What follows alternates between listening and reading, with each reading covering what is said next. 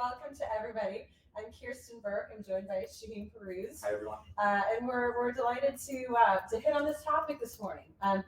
We have been seeing a lot of folks, whether it be tool providers or service providers, really talking about kind of this all-in-one concept, right? You start as a PSA, you start as an RMM provider, and then acquire, add this tool, and all of a sudden, I can give you the Swiss Army knife of security. Right. And it really came to head last month as we had an interview with one of our partners, Bax, and they brought that up as well, that was really one of the considerations they had when they were thinking about really how to right size, upsize their security. And they made a comment that there was a lot of it that fell short, and that they really felt that that incompleteness was going to put them at risk with their customers. And so we got to thinking about that and said, this was a really good topic, because even when I went on Reddit and I kind of looked around on what other MSPs are saying, and the comment was, these security promises and what these folks are saying are very different. They'll use the same words, and it's wildly different what you get. So make sure you read the fine print. And so we thought it would be really interesting to kind of debunk kind of what all-in-one means, what it doesn't mean, and what folks ought to know, MSPs ought to know and think about as they're building out their security platform for their customers. Yeah, it's, I look back to, 20, 30 years ago when things were much less complicated, and we were acquiring. Security was not at the forefront. Security was something you just did. Mm-hmm. It was part of IT delivery. There wasn't even focused security people 30 years ago. There was no concept of a CISO. Mm-hmm. It was really just, there was a security guy on the IT team. And usually it was your network people who did the firewall. But there was less tools. There was, you're really talking at that point, we had antivirus, Mm-hmm. both at the endpoint and at the email gateway. So those were really the security. Then the malware press for image malware and all those things started to happen. So email security started getting more complex. And so as things started to get more and more complex, more and more technology providers or vendors, manufacturers started writing tools. And that's when we started to get a glut on this security ecosystem. And there's two real driving factors to that. It really is a problem. Security is complex, and the bad actors are using really good technology and capabilities to try to evade detection, Mm-hmm. and try to grab hold of our data and exfiltrate it so that they can then ransom your environment and make money. And clearly it's working. We're in the trillions of dollars of ransomware business at this point, and if it wouldn't keep growing faster than the GDP if it wasn't working. Right. Which translates to something's broken. Something with the tools or something with the philosophy is not working. If we have 4,500 security vendors out there that are writing security tools to try to stop these bad actors, but the bad actors are growing faster than the security tools, Mm-hmm. it can't just be that they're smarter than us. That can't be the only thing. And as you dig back into that was really the foundational concepts and thinking that led into becoming what White Dog is today. We got really frustrated with the ecosystem, and we got frustrated with empty promises that the folks on Reddit are communicating now, that all you need is this one tool or this one company, and we've got you covered. Mm-hmm. From a security perspective. And I've been using the Swiss Army analogy for 25 years now. It started when we created the first MSP in the country. We were talking about, you can find somebody who does everything, but it's usually a Swiss Army knife, and they're really good knife, but you don't want to open the bottle of wine with that corkscrew. Mm-hmm. And that's kind of the scenario we've gotten into with these roll-ups and acquisitions, where we may have a company who has a phenomenal EDR solution, but they go acquire 6 or 7 other companies to do CNAP, for example, or network telemetry, or logging, or you pick Mm-hmm. a category, Mm-hmm. and they're trying to pull those things together to have a unified security system. But those other tools aren't the best in class. It's not the best log collector. It's not the best CNAP. It's not the So you get one really phenomenal tool out of that Swiss Army knife, and the rest of them, like I don't know about you, but I don't like using the toothpick inside the Swiss Army knife. It's awful. The corkscrew, I've broken plenty. So I just think people need to be cognizant of the fact that this one throat to choke, one vendor to rule them all is kind of a mythology that we've created that sounds like a nirvana, but in reality, it's actually a nightmare because we end up getting substandard technologies to solve a very serious problem. Mm-hmm. And now we're seeing transitions. It's not only manufacturers now. We saw over the last decade, PSA providers realize that they have to have now an endpoint visibility. So they added RMM. They started acquiring RMMs to integrate into the PSA. There's RMM providers that started building PSA functionality because they realized they're not going to be able to sell their RMM if the PSA has an RMM. And so they started crossing over and started cross-pollinating, if you will, to compete with one another effectively. Fast forward to today, all of these RMM and PSA providers are now acquiring security tools. And the talk track is consistent. They're all going to solve all your problems with regards to security and IT. They've got tools at the endpoint that act like an MDR, act like a monitoring tool, act like a remote management, software distribution, patching, like all the stuff. Sounds phenomenal. Where do I sign up? But then you start to peel back the onion and you're like, okay, that MDR doesn't really actually do anything. They either acquired a technology or using open source technology, or they're OEMing some third party underneath the surface that they've integrated with their RMM. And fundamentally, you're getting this problem of getting, once again, substandard Swiss Army knife functionality. What's even worse from the PSA and RMM rollups is some of them are partnerships that they acquire, some of them are acquisitions, but they're all independent, unique platforms. They're not integrated to one another. They're not a single ecosystem that is tightly interoperated. At least the manufacturers that are acquiring are trying to integrate like crazy. Right. They don't do a phenomenal job either, but the PSAs and the RMMs are not. They do very light integrations, pass data back and forth, allow you to jump from one console to the other, but you still have 30 consoles to manage, not one. Right, right. Well, and I think when we flip back to last month, when we had an interview with one of our partners, that was one of their comments that the holy grail, right, is simplicity, easier to manage, but you have these multiple consoles, so you're still trying to figure out commonalities, correlations. You're still jumping from one place to another. And then the other thing is, if you've got these gaps, right, you still have these partnerships or acquisitions of all of these different companies that have their own technology debt, right? That at some point, and maybe sooner rather than later, they've kind of gone past their effective date. Right.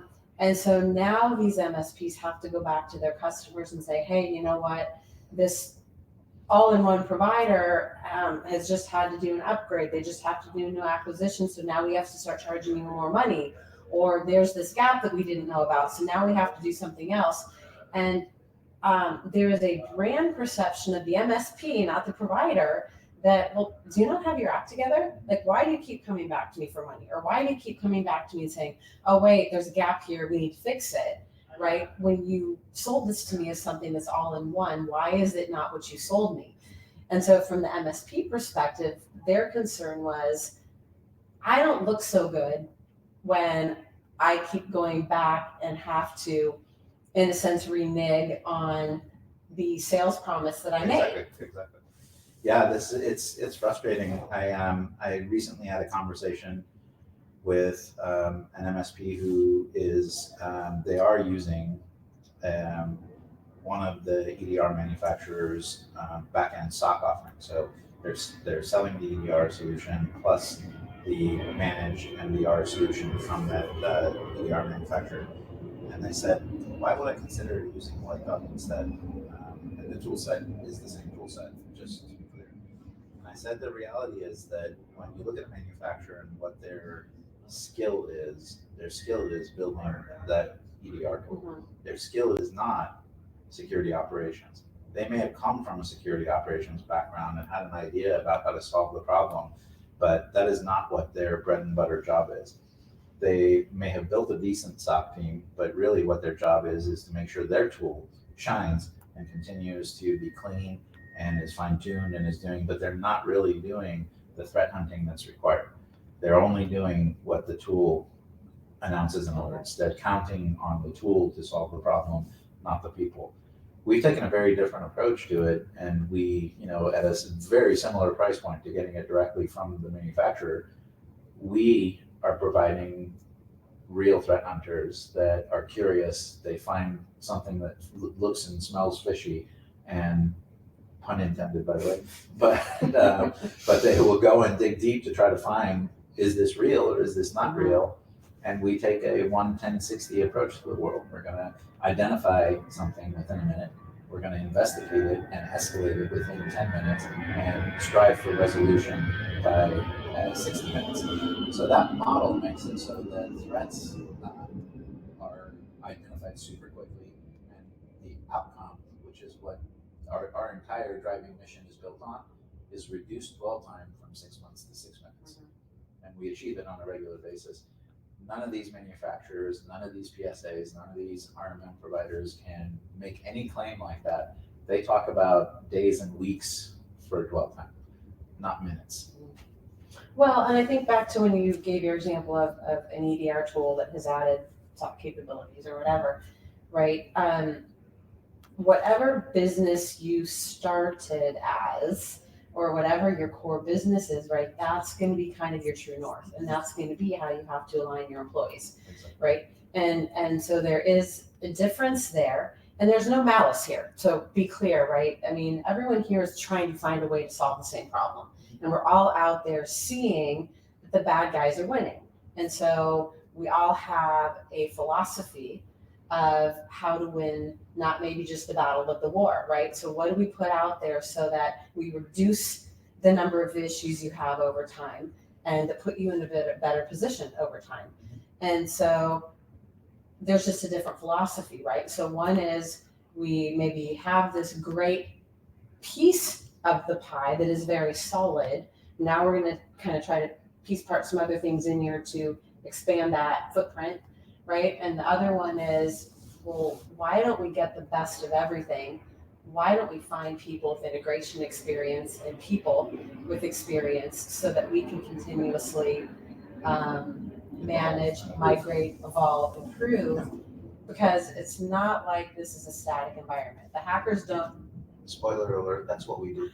Well, and the hackers aren't going out there doing the same thing time and time again, right? So thinking that whatever it is you're putting out there is going to continue to solve problem X is not reasonable. Yeah, I do want to echo something you said and add some color to it. This concept of there's no malice intended here. There really isn't, because we can't do what we do without these tools manufacturers. Right, exactly. Frankly, we take an ecosystem of commercial technologies and open source technologies, about 45 technologies in the suite, to make up an enterprise security platform that is consumable one node at a time. And we can only accomplish that if there were great people out there writing good tools. What we do that's different is we didn't create one tool and then buy a bunch of substandard tools and say, you only need us. We go and find that one tool at each manufacturer that is the best tool in the market and integrate those together and create an integrated suite that is made up of best in breed technologies. And another way to think about what I just said is, you don't have weapons manufacturers building armies. They're not out on the battlefield fighting the war. They are arming the army to go out and fight the war because the army is trained how to do the fight. The weapons manufacturer's expertise is building the best weapons that don't get jammed, that shoot as many rounds as possible so that the army can do what they do and defend the country. And that's really what we're talking about here. We're a security company. We are that special force, special ops team that takes the tools and puts them to good use, as opposed to trying to create the tools. So what would you tell an MSP who might be evaluating and probably has already made an investment in something, right? So maybe one of those great tools, or maybe, several tools, who's kind of trying to look at this different maybe, and who's saying, okay, so I get, we've got a battle, we've got a war, and this war is going to be ongoing. This war is going to be dynamic. How should they orient themselves, maybe in a different way? Because we know white dog may not be for everybody, right? And you may have, different teams, different staff, that maybe a tools focus makes sense. How would you help someone orient themselves to kind of figure out, depending on my skill set, depending on my customer base, you know, which way should I go? It's I'll try to answer that question in a couple of anecdotes. There's the companies that we are not a good fit for are those companies that have a not invented here mindset. I'd rather build it myself. I don't think anybody can do it as good as we can. And there is nothing that we've done that somebody else couldn't go do. So if that's the type of culture you have, then by all means, and more power to you. Go pick the best tools, best technologies in the market, and figure out how to integrate them. And then make sure you have people who are continuously evolving that technology stack, because security tools last 3 years, maybe 5 at the max. And then they're no longer effective because the bad actors have outpaced them so fast that the technical debt in their platform is going to hold them back and prevent them from being able to keep up. So now you have to switch the EDR tool, then the phishing tool, then whatever. And it just is a continuous evolution of the platform and the tools underneath the platform. So that kind of has to be your core competency. It becomes you have to develop that core competency of continuous improvement. And a lot of MSPs do some of that already with the technologies they use for managing the environment from an IT perspective. Adding security is not the same team. You can't have the same team who is picking IT tools. What's the best RMM? What's the best patch management? Those tool sets do specific things, and they're operational, and they are more proactive in nature in terms of trying to solve the problems from an IT perspective. And they are hand in hand. It's very similar to the left and right of Moon. They're hand in hand with the security tools that are more reactive in nature. But if you close the holes and be proactive, then there's really not a need to do too much on the other side. So what the IT teams are doing are important, but they can't be the same resources that do the security side. So if that's the path you want to go down, and to build this and to build it from scratch and have ownership of it, understand that you're going to be putting together a tools team, an architecture team, an integration team, and then the ongoing operations, the security operations. Now there are some potential overlap for the operations. You could have your NOC also do SOC functionality, but you'd have to train them and uplift them. So the advice to MSPs, MSSPs that are already building it is, if you're doing it and you're doing it well and you're comfortable and it's not straining your business and it's not taking your eye off the ball for something else, keep going. Fantastic. It's the more people fighting this battle along our side, amazing. But what the anecdote I'll tell you is, I can tell you that there's at least 4 of our partners I've had dialogues with, their executives, chief executives, and each of them has said, I could do this, but it takes my eye off the ball, and it takes margin, and it takes time, and I constantly have to be hiring this staffing model of security operations, and I constantly have to be picking tools, and I want to focus on growing my business. I don't want to focus on building this thing. So I'd rather be a consumer of this as opposed to a composer of it. And so those are really, I would say, and there's probably people in the middle that are on the fence that have done some. And I would tell you, if you're relying on the tools from a PSA vendor today or an RMM vendor to be your security stack, you're doing a disservice to your customers, because those tools are not the best tools in the market, and they're not integrated. So you have to still hire people to monitor, manage, understand all the consoles, train them, be able to keep them up to date, refresh the endpoints, all that kind of stuff. So it's a lot of work for not a lot of benefit and reward, because the tools aren't great. Will they do the job? Sure.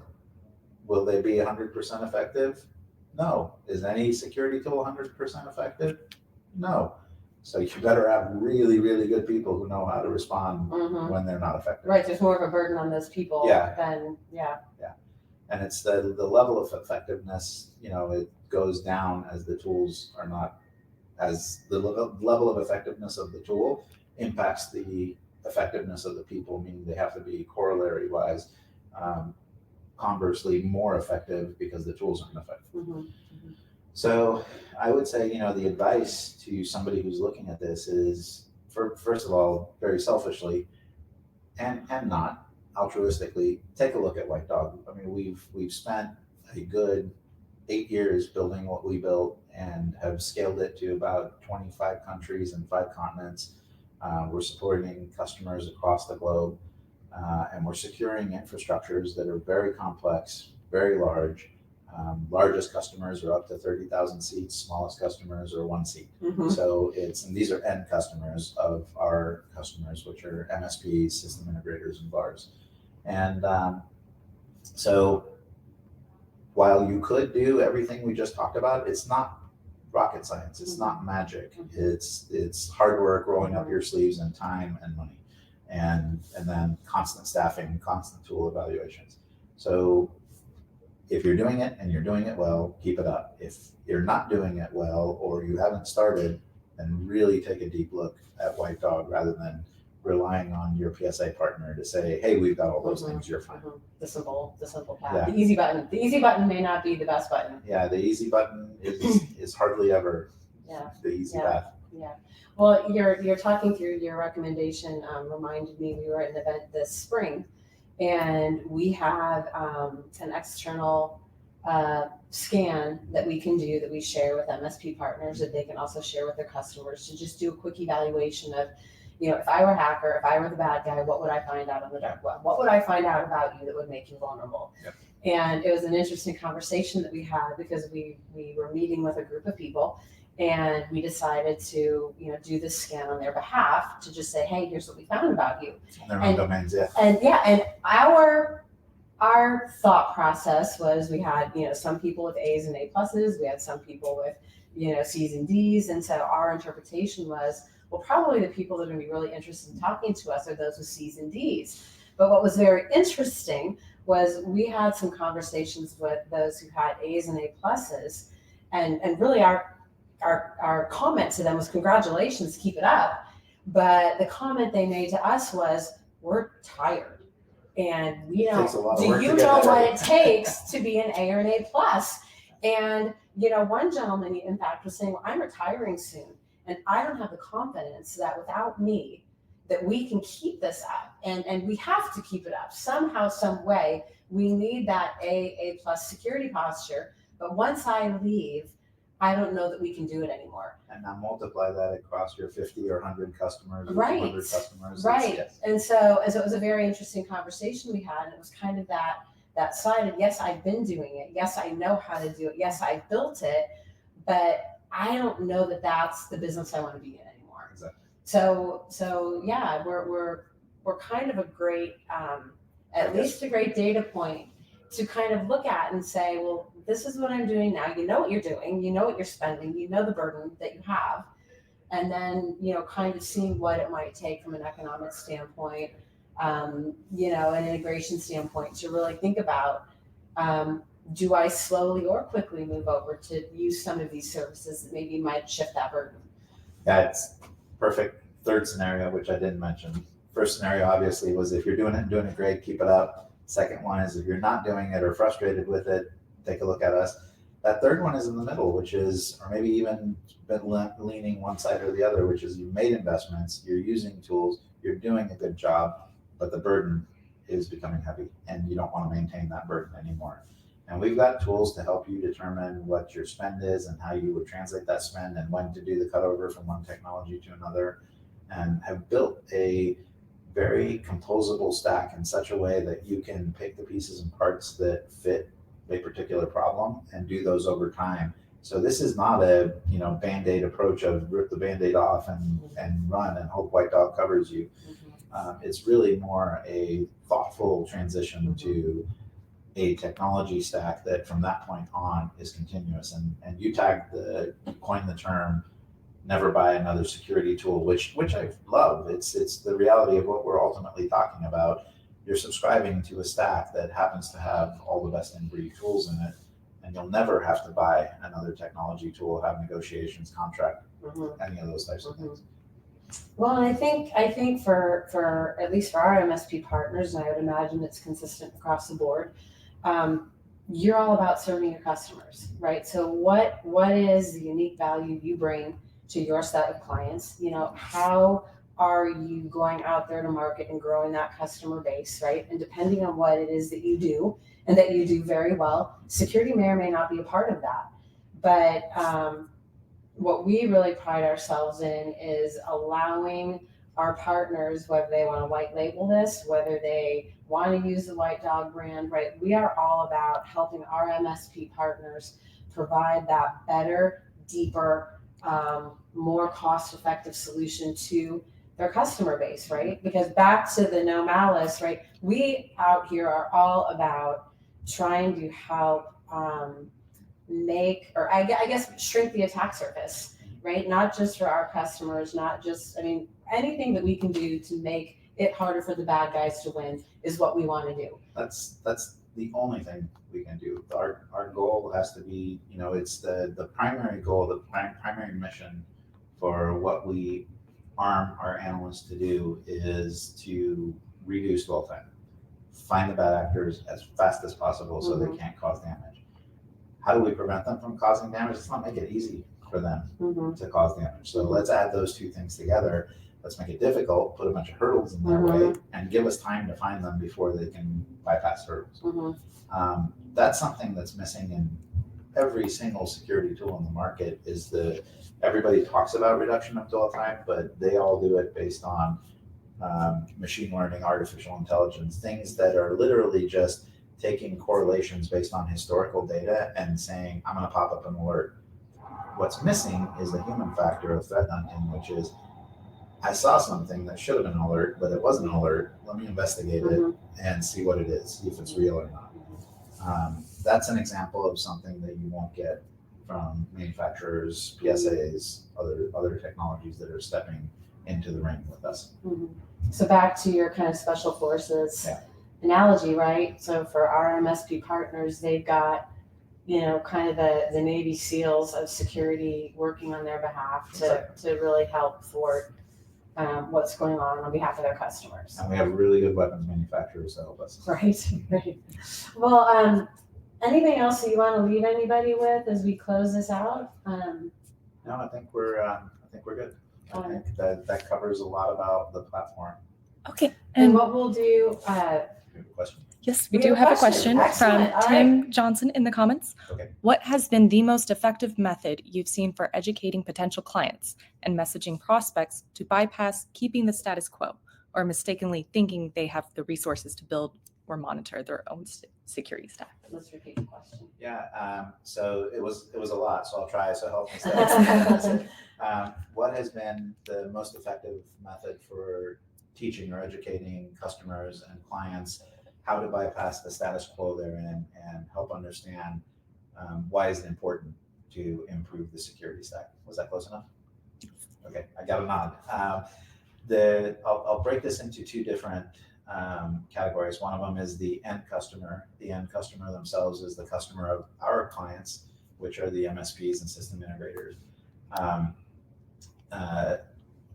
We are lucky because the MSPs and system integrators have been targeted and attacked over the past 5 years or so with targeted attacks through the PSAs, through the tools they use, through RMMs they use. And so they recognize the importance of the status quo causing potential issues for them. So they're actively looking for better ways to secure it because they're on the hook if their customers get attacked. And just like it started with the mechanical contractors, air conditioning contractors, back when the attacks started spreading, the bad actors find what is the easiest path into the large companies. The easiest path is to find somebody who doesn't have good security and go through them to get into the large company. The target breach we talked about, broad customer base. So the MSPs are targets because it's not that their security is low, it's that they have a broad customer base and they can jump in. And historically, they've been focused on IT, and now we've got these PSAs that are bringing substandard tools. So if I were a bad actor, I would focus on somebody who's using those substandard tools because I know how to get around them, I know how to bypass them, there's known vulnerabilities. And just to protect the guilty, I won't call out any manufacturers' names, but we all know what I'm referring to. Now, the MSPs, there's two different categories that are talking to the end customers. There's MSPs that have embedded and included a security stack with their services.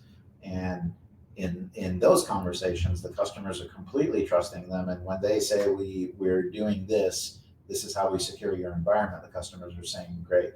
So that's one side of it. The other side of it is those that are pure play security and not necessarily an MSP, so MSSPs.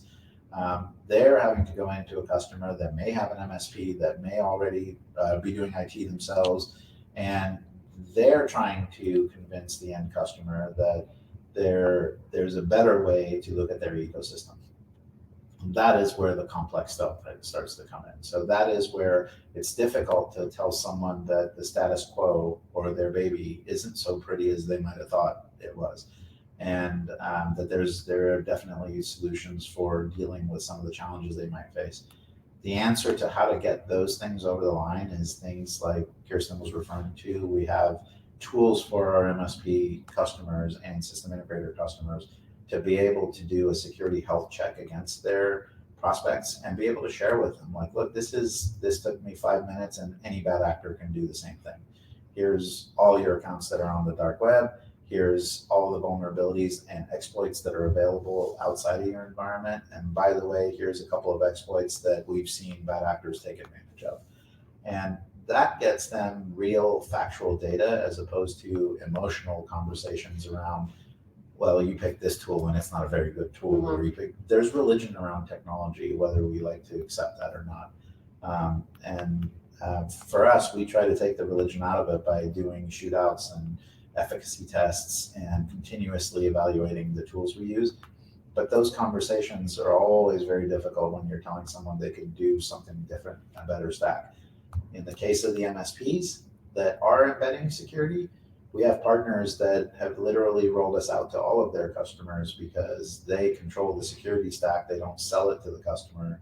They're embedding it as part of their service, and they can change out the technology whenever they feel like it. For those that are reselling technology and are now having to go back and have the dialogue that Kirsten was referring to earlier, which is, I know I sold you this, but it's not effective anymore. That's a much harder conversation, and that's where the efficacy dialogue and continuous improvement dialogue has to happen. Well, I think too, you talked about removing the emotion, and certainly the people that built this, you give them something that says, gosh, your stack doesn't look so good, or you have these vulnerabilities. And there can be kind of an oh my gosh moment that if the board is asking for me to review my security policy and now I have to go tell them that I don't look so good, or that what I built doesn't look so good, but I couldn't do so well because I didn't have the budget, right? There becomes all of that, like the ball of yarn that gets untangled.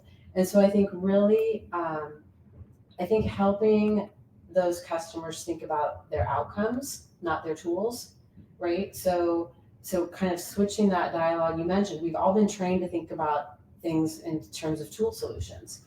And I think everything is so convoluted. You've got 4,500 tools, and how do things work together, and do they work together, and I have to change them.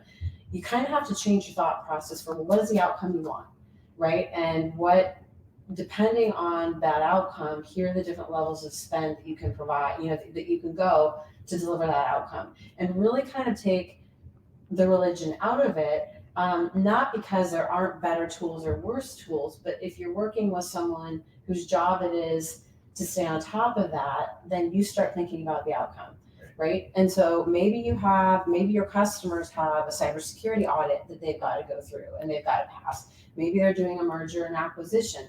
But I would think as an MSP, right, if you can start talking to your customers about the outcomes, either that you want to help them achieve or the outcomes that you're sensing that they've got coming up, that working in what they've already spent and helping them get to something that is a better posture Right. is really where we try to help lead them. Right, and it's always very interesting because you get this when you go to talk to someone who is doing their own security and an IT organization that is doing their own security, and you bring a report that doesn't look good. The very first reaction for somebody who is thinking about this as a report card is, I failed and I can't let my boss see this. I just need to quietly fix this. And so that transition is very difficult because that individual feels attacked and they're not going to follow up with you. So the approach is really to be able to have that dialogue with them and say, we're going to find some things, like set up the conversations up. We're going to find some things because we find something everywhere. And those things we're going to find, we're going to give you answers for how to close those gaps and how to solve those problems rather than just saying, here's the hot mess of a report card. Hope to God you got this covered. Helping them to understand that you're arm in arm and partnered with them to get to a resolution, to get to that outcome, to make them win. That's really the best way to get an end customer across the line with these things. Because I can tell you, in my early days, we used to go in with we used to call it the RIG report, the red, yellow, green report, and the IT guy would be panicked and like, oh my God, there's a lot of red on this RIG report. Nobody can see this. Yeah. Right. So we learn, and we all learn and evolve, and I'm sure most of the folks out there listening on the MSP community can relate to what I just said. It's trying to help them focus on their business as opposed to technology. That's what we're all here for. But that's a great question because I think as an MSP, when you're considering anybody to work with, right, tool, vendor, provider, whatever, what experience do you have to help me get over some of these hurdles, whether they be technical hurdles, sales hurdles, support hurdles. And, one thing that as we built this out that we were very aware of was wanted to be simple to work with, wanted to have our MSP partners back. And so even on the back end, right, we have got a portal, a single pane of glass for people to see, all of their customer services. We've got an enablement platform and training academy, and a lot of personal touch that can really help our MSP partners from, right when they've signed a contract all the way through supporting their customers that are really going to help them feel like they've got someone that's a part of their team. Exactly. So thank you all for joining us. And obviously, if you've got interest in just checking us out or learning more, you can visit our website. You can email either one of us, Shaheen at White Dog Cyber, Kirsten at White Dog Cyber, and I would love to have a conversation. So until next time, thank you.